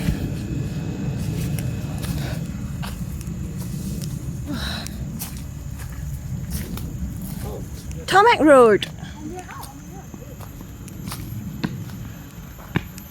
Yeah. So that is Oh, this is rush hour. Rush hour. What does that mean? Like for the month. the name of the trail. Oh, the name of So the this trail. is okay. So this is the mountain biking trail. Yeah. That at that corner where the brick thing is, that's a mountain biking trail. Oh, So if you that's come here on wow. the weekend, in the morning, what you're going to see is bikes coming up from there, zoom, and they go in here. Oh wow, right. So sometimes when I come here, I have to be careful. I have to make sure I see left and right first, because they are very fast. Yeah, right. And then this whole area will be packed with mountain bikers. They'll come, they'll rest for a bit, and then they'll continue, go inside. go Is that wherever. why you don't do tours on the weekends? Yeah. No walks on the weekends because of the biking, or? Parking is also an issue. Honestly. Yeah. It's crazy. I If, saw, if like, you you come can at do this time, weekends. at the time that we did today, like Really? even to drive up, like I wouldn't even think of driving up because that's how packed it is. Oh And wow, because right. the road is quite narrow, Yeah, it was really narrow. if there's a big car coming up and you want to go down, Holy. Who designed the parking? Not a very clever designer. that road actually belongs to DBKL. It's DBKL's road. Yeah, but I don't what know. kind of parking is that? That's like the That's dumbest the- parking that's in what- Kuala I Lumpur. know. That poor planning lah. I think the whole of Kuala Lumpur is poor planning. Yeah, but Yeah, I mean- that is worse than So that's Any one of the other reasons road, that's why horrid. JLN wants to make parking. horrid, Because everybody horrid. that comes here complain, no parking, no Yeah. parking. And then the residents complain also like, oh, people are parking in our houses. Yeah. Of course, the alternative is they could also Public transit, baby. have a transit, from the MRT or what, Yeah. right? Or there are buildings around here like Bukit, the KBKL office itself, Bainun. These are areas that are for public use. But on the weekends, they don't allow cars to come in unless you have an event in their location. So if they can rent these parking spaces for the weekend, open it up, the public can park there easy. Yeah. They're solving the parking issue, right? Yeah. You don't really need to have parking. But they don't want to share. I don't know, this is how Because here got no public transport. So you have no the nearest choice. is MRT lah, and you have to walk from TTDI MRT. How far? Very far, right? It's like 28 minutes or something. Yeah. It's Oh my like, god, That's you'll why I be took tired Grab. Yeah. by the time you get here. Yeah. That's why I No took need the to walk car. up already. Yeah. Too You tired. walk here and go back. Yeah. Yeah, but Yeah. yeah, this is just how it is lah. Have to work together with them lah. Is that also sea hibiscus? Yeah, that's the sea hibiscus from the front.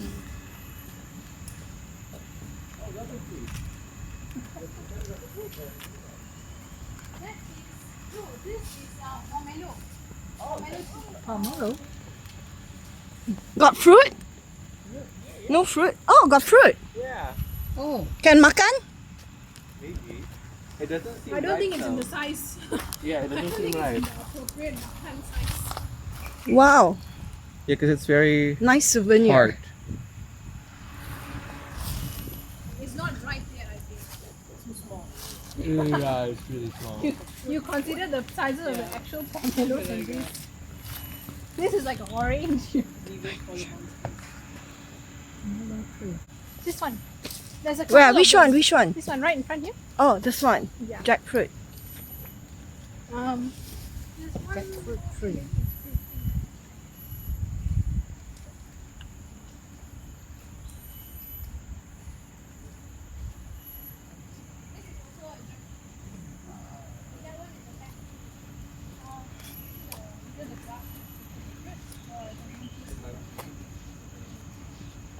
So cool. Because they really can get very big or this big. Yeah. So as you're seeing, that's where the markers are. 807, we're in the Yeah. section now. I heard there's a waterfall here. Yes, it's actually somewhere over here. I see, yeah. But it's a bit of a steep walk down. Steep walk to get- down, and yeah, it's a yeah. very small waterfall, like super tiny waterfall. Like maybe 1 or 2 people only can go there. Oh, I see. Yeah. I'll probably go not on the weekend. Don't go on the weekend. No, Because okay. people will just go there on weekends as well. Actually, the best time to come here is weekdays. Or if you want to go on a weekend, if you're going to be in the trail and not going to be out here on the road, then It's you fine. can even come after 10. There's less crowd after 10 because people would have come in the morning, Yeah, do you their just put that rounds, and then thing, left. yeah. Oh, they're baby jackfruits. Oh, where? See over here, there? On the net? Oh, yeah. There you go. Some very cute little baby jackfruits. Wait, so you said they grew fruit trees because they don't want the monkeys to go from Yeah, oh, there's one more here. This one is going to. the fruit. They don't want the Monkeys fauna going to go out out to. of the forest, yeah. That's pretty smart. Yeah. Yeah. To attract them inside, go bring them back. Yeah. Don't go out. But I mean, animals, they don't see boundaries. They don't recognize a gate. No, They don't go to your house, see a gate. Oh, I need to ring the bell. No, they're just gonna go in, right? They They'll go go in. where they can sense there's food. They don't know boundaries. They don't go to therapy. So, residents do get animals going into their houses. Oh, they around do? Here. Monkeys, especially the macaques, especially because they will go and raid the dustbins to look for food, right? I mean, they're doing what they need to survive. Are they? Are residents mad about it? Like, oh, I mean, is that a problem for residents? I think they have to coexist at this Yeah, point, right? I hope they You understand. can't tell, okay, take the monkeys away. Yeah. This is I their hope they home, why you understand take that, them I away, know. right? You build the houses at their home, so you have to be responsible for whatever that Yeah, happens, that's right? true. It's like a Harleen. small. Give me great lichen. Yeah, like it, Like correct. Fungi and moss together, and if you see this on tree, it means the air here is very high quality. Ah. Because they only grow where the air is good quality. So the trees with this little discoloration, the green and white splotches, not the orange, Not the the orange. green and white splotches, these are called lichen. It's two organisms Like living yeah, together. fungi and moss. What's the orange? I think it's just discoloration from the tree. Are those the wasps that go in the big tree? No, No? those are What are different. No, I think that's a bee. Oh, it's a bee. It looks like a very small bee. So very cool to see. Yeah, that's a bee. Very small bee. Yes. Sometimes if you're sweaty enough, they'll actually come on Get you. to your sweat. Yeah, because they want the salt. Yeah. And it's not just bees, even butterflies, sometimes they land on you because you're very salty. You're very tasty to the butterfly. If a butterfly landed on me, I'm like, oh my god, this is a good omen. This is from my ancestors. You know, it's probably just sweat. It's just the sweat. There's something special. It's just the sweat. Yeah. You just want the sweat. Like I was in after rainy season in Bali, there's a lot of snakes. But if you don't realize that, it's like, oh my god, there's an omen. A change is coming. It's snake. But it's probably just It's rainy just- season. 'Cause then you talk to people and like, oh yeah, I've seen a lot of snakes. Is that a good omen? Like, oh, I've seen snakes too. I've seen snakes too. I was like, oh wait, no. You it's mean not at an omen. Ubud? Ubud, yeah. Sometimes even down the south too. What There's snakes do you snakes. guys get? Looks like I need There's to go so to many Bali snakes. during the rainy Yeah. season. I love There was snakes. last weekend, like a few days ago, I was driving and I saw a green viper on the road, on like a big road. Oh my. Yeah, when it was killed, it was road killed, but it's just too many things. Pythons. Too many snakes. Sometimes they go on houses too, like this pythons. Is it also here? Like Yeah. the The pythons. pythons use the drains as Yeah, their yeah, highways. yeah. Uh-huh. Because they can swim. Yeah, exactly. The drains is yeah. their highways. They go Mhm. inside, Yeah. they live in the, and then they go to Yeah, the they housing go somewhere, area, yeah. kill people's cats, Yeah. eat their dogs. It's normal. My house in front of the park. Here? For 30 years we have dealt with snakes. A lot. They are like very cool about it. Yeah. And monkeys nowadays. When she was small, there was no monkey that come up to our houses. Now they are. And They are then very when they bold. built the TDDI height, the bungalow house, the snakes started to come to our whole area. When you, I think just 2 weeks ago there was a cobra in one of the houses. yeah. I mean, when the you wardrobe. Yeah. when you take away their home, Mm. where do you think they want to go? They got nowhere else to go, right? So they will go wherever they have to go to survive. You can't blame them, you see. No, not at all. Okay, now we. We are doing a good job protecting the green area. Yeah, I mean, we need more green areas in the Klang Valley. I think we have enough malls. We have enough condominiums. In fact, there are many. there are 9 new malls going to open in the Klang Valley, which Wow, is in what, absolutely this year? ridiculous. In the coming years. Yeah. What a Ridiculous. yeah. Why? You have so many. Why?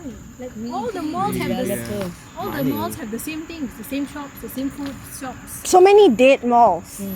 It's Why it's don't you revive the dead ones? Yeah. Right? Spruce it up, make it look prettier a bit, add new facilities, amenities. Why need to make new malls? Why need to make new condominiums? There's so many dead condominiums also. So many dead ones. Old condominiums, just make them look prettier, give them a paint, painting, maybe change their amenities a little bit, facilities. Good enough there. Yeah, some people just money. Greed. The rich trying to be richer. Yeah. Our Kuala Lumpur has the most built up areas in whole of Asia Pacific. It's very Most. and we have the largest property glut. What's a glut? Like a, Too many. Too many. Yeah. If you- everybody wants to move to KL because that's where you get the most money. You can't earn the same amount here as you would in maybe Kelantan or Terengganu, right? Yeah. People come Or here. something, yeah. They're all coming to KL. So If you- Jakarta, yeah. If you come to KLCC area at night, you see most of the apartments have no light. No Means lights, nobody I is see, staying there. Yeah. Investment.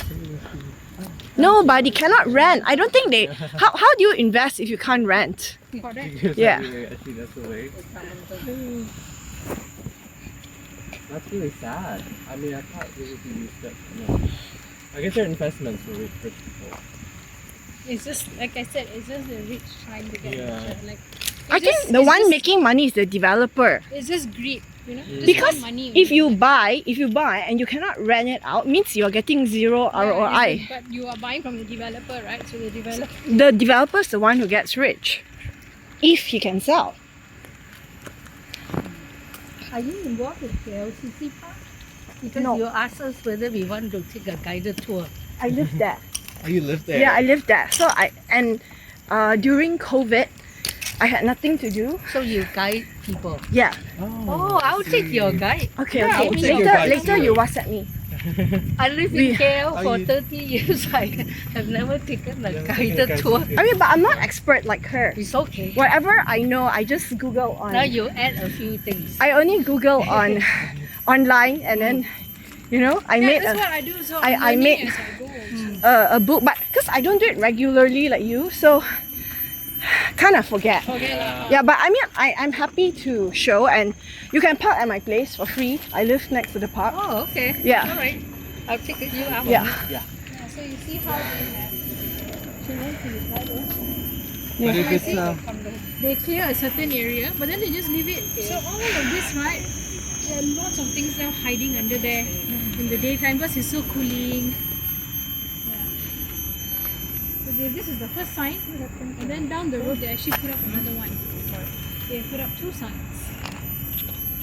Like how I know about the trees at KLCC Park, most of them have the The QR tag. code. QR code, Yeah. yeah. So I googled and then I made a little book for my guests to refer to. Yes. Oh, you I have mean, the- because those not like a real book, like a Like file. File for people Yeah, to yeah. glance through. And then see. when they pass the tree, when we talk about a tree, they can collect leaves or because after 5 trees, every tree looks the same.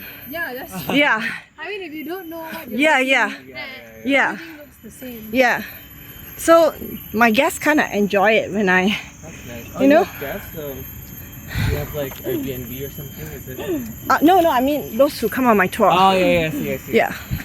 Oh my gosh, maybe there's gonna be a Friends of KLCC. No, but that's a private park, so Oh, it is about. yeah, we it's don't not we a don't public- it's- need a.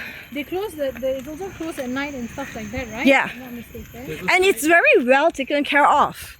Of course lah, it's next to KLCC. If that place is not well taken care of, are gone. Yeah. No, I mean because I think it's well funded. You know, you hardly get any seats because they clean it twice a day. Oh. They're very high budget, right? Because it's KLCC. Yeah. And they have beautiful lighting at night. Yeah. Like I it mean, it's a tourist location. Yeah. It has to be like the top notch, you know. have, The place that gets the most number of tourists. did you see Avatar, the movie? You know, the lighting? It looks like that at night. You all come lah, come, then you can enjoy. What's your phone number? I will send you. Yeah. It's in the chat group. Check. She's not in the group. Oh, okay, Oh, okay. I'm not in the chat group. Okay. Later I give you. Can scan, okay. I send you her number. What's your name? Feeling. Leaving. At least I remember liking. I caught lumbar and that really That well. really- That really. And the army. And the army fatigue plant. Rubber tree. What else?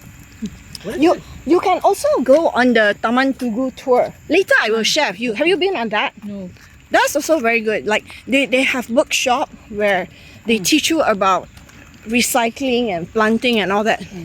And it's free also. Oh yeah, Taman Tugu. Yeah, they Yeah. do that. They have They also give out trees. it's a bangsa group, right? Yeah. What was it called? Free Free society. Free Tree Society. So they have this program every weekend, I think, or some weekends. They'll show you stuff, teach you how to compost. Then they'll take you into the forest and talk about the forest.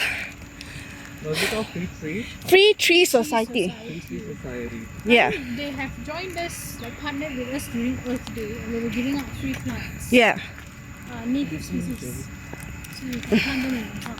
Before they gave me a plant to grow, I gave it to my neighbor. That is for laksa. They said we grow the big tree. The garden is 10% means slope, is it? Incline, yeah. Oh, incline.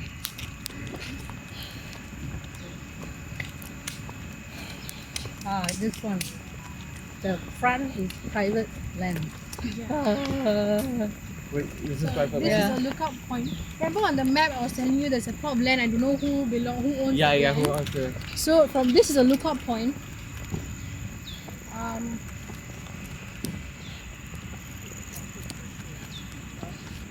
That land is over there, somewhere there.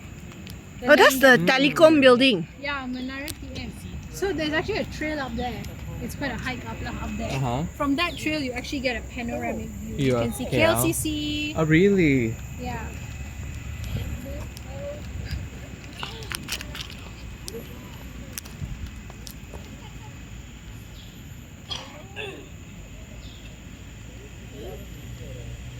Otter, squirrels, slow loris, white tide, suri.